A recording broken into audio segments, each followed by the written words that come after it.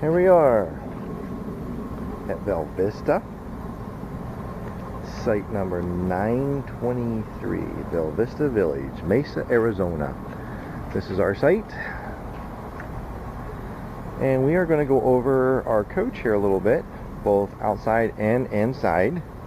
I'm going to take you around the outside as best we can, and Katie will take you through the inside. So, with no further ado, let's get started.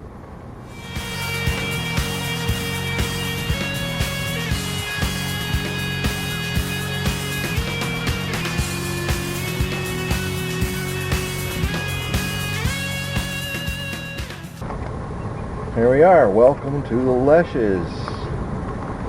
This is our 2015 Newmar Canyon Star 3914. So I'm going to just take you through here real quick on what we have done here and how we set this up.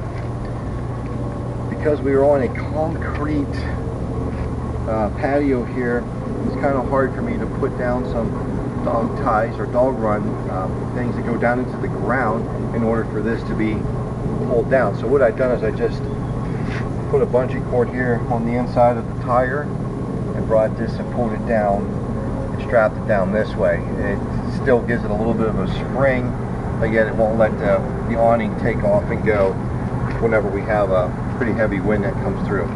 The other side I actually just took it. Now I'm going to have it attached. I have it up there right now, but I'm going to take it and attach it to the front of the tandem toe, and what that does is it holds it down so that again the wind can't pick it up and take it off. It is a 3914 floor plan, and you will be able to see what that is all about whenever we step on the inside. We do have we do have a television here with an entertainment system that does pivot around.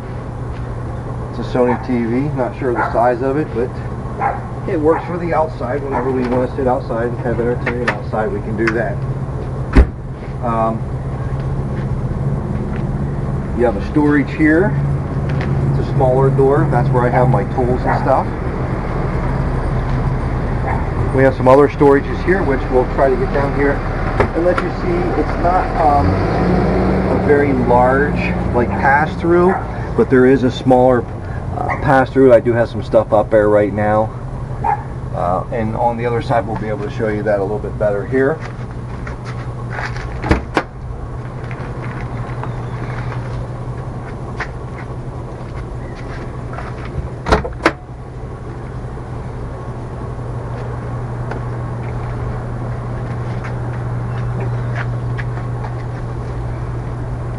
That's a tank there, so you're not going to have pass through there, but you can see the storage bin. So you have three main ones right here. These two are connected. These two up front here. Actually, three of those. That whole three from the TV back. You know, not the TV compartment, but the smaller one with my tools back to here is all connected. Then you have a wall here, so this is separate by itself.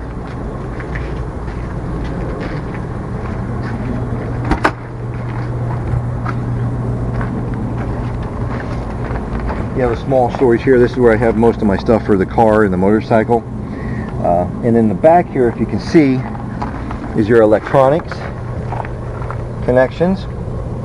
And right here is your black tank actually coming off to this side. And if anybody is concerned about these black tanks, I like the sensors that Newmar puts on their black tanks. They are not the floating kind.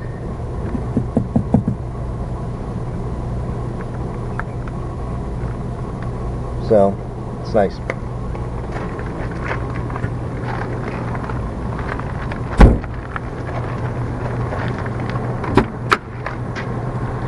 Sorry about this, a little bit messed up here, but I have to get rid of some of these boxes here. But this is what I normally put in the ground to hold down the tie down for the awnings. But of course I can't use them here because of the concrete. So we do have pass-through up in here. Sorry about these boxes, but they're going to be getting rid of here because of Newmar actually sent me a new subwoofer because it stopped working on the inside.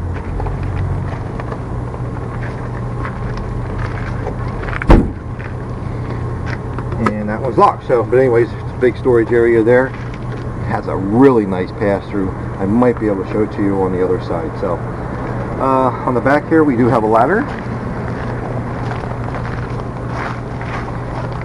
that goes up top, and then I strapped on a regular folding ladder here, step ladder, so that we can have access to different areas up in the awning and different things like that. So we will step back around this way.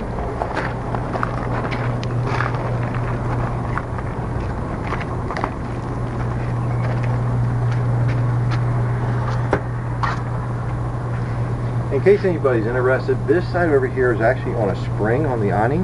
It's on the gas shock, so it moves up and down. The front one, however, is not. Don't know why, but it's not. I mean, it's on a gas shock, so when it pulls up, it actually will go up with the gas shock, but it does not slide back and forth. Even if you can get that, you can see a slot. You can see how that moves back and forth with the gas shock. The front one does not do that. Okay, an add-on that I put up is up top here. We got some LED lights up on the slider, so in the evening it does a nice illumination down here. It is a Ford V10. Don't know if anybody knows this, but Chevy actually used to make these, the frames as well. Chevy got out of it. For the big Class A's, that is. So Ford is your only one right now. And we'll talk about this later on the inside, about the performance and how everything works with this thing. This compartment right here, this front compartment is your propane tank. I cannot quite remember, but I will let you know, but I think it is a 35-gallon tank.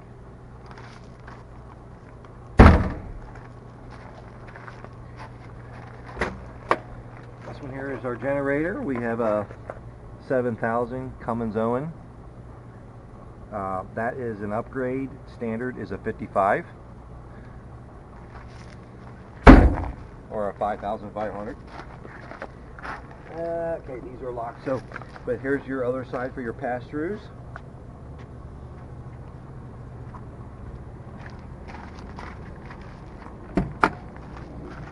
This here is your water tank, and that's fresh water. Over here is a little storage area. You also have right up inside there is your vacuum, your Dirt Devil for the in-house, and we'll show you that system then later on inside.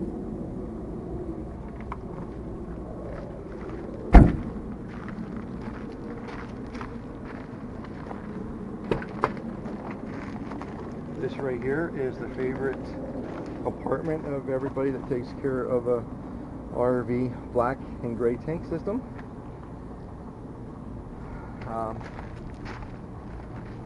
This right here obviously is our clean water inlet. This one right here is for our gray or black tank, sorry, washout.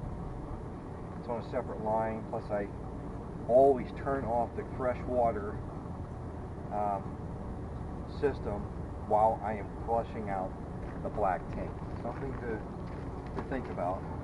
I just don't want that bacteria to come back through. Even though there are check valves and everything else involved in all this, I just still do a shut off at the water source, which I'll show you here in a second on how I have it, you know, wide up and everything. But I'll show you here. We normally put on a pressure regulator, by the way. Thanks, Mark from RV Loves. He's the one that talked about this. Love this thing. But I don't have it on here right now. We are barely getting enough pressure that we need to have here at this here facility. And this really choked it up even more. In fact, so bad that you couldn't even take a shower. So without it, it's actually pretty decent. So that's why I don't have it on right now. Always, we have a inline filter. That's a pre-filter, and that does pretty well actually for hard, you know, material, whatnot, metals and everything. Here is a whole house filter. So this is actually cleaning the water before it even gets to the whole house filter. Back here is your drain levers for your black tank and for your gray tank. We always keep the black tank closed until it's time to flush it. Don't ever keep your black tank open. Don't ever keep the black tank open. What that does is, if you stop and think about the solids that are being put down, and then the liquids will be flushed out constantly. Solids are not going to be moving with a little bit of liquid that would be going out, and therefore you're going to get a stacking of solids, and you are going to have a problem. And it's a problem that you're not going to like at all in order to try to clean out your black compacted tank with solids. I don't want to get any further grosser than that, but you understand what it is. So keep that black tank closed until it's time to flush it out. Your gray tank, however, we normally leave open when we're in a site like this until it's about 3/4 of the way full black tank. Then I'll come out and I will close the gray tank in order for the gray tank to fill up. That way we can use that then water to flush out the system after we already clean out the black tank. RV Geeks have a very good a video online on YouTube on their channel. Just look up RV Geeks on how to flush out the black tank. There's some other ones too. David Bott, he has another good video online as well, explaining how to flush out your black tank. So do some research on that. It's a very good. There's a lot of videos out there to tell you how to do that.